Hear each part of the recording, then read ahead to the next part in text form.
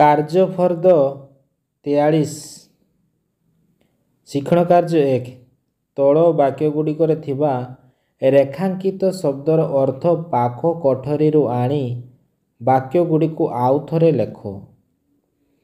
ସୁଭାଷ ବୋଷ ପରିଶ୍ରମୀ ଥିଲେ। ସେ ଇଂରେଜମାନଙ୍କୁ ଦେଶରୁ ବାହାର କରିବା ପାଇଁ ଚେଷ୍ଟା କରିଥିଲେ। ଦେଶକୁ ଏକାଠି ରଖିବା ପାଇଁ ସେ ଚେଷ୍ଟା କରିଥିଲେ।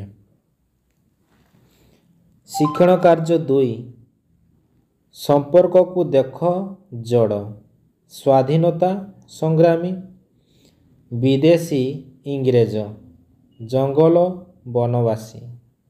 ଶିକ୍ଷଣ କାର୍ଯ୍ୟ 3 ତଳ ଶବ୍ଦଗୁଡ଼ିକର ଅର୍ଥ ବନ୍ଦନୀରୁ ବାଛି ଲେଖ।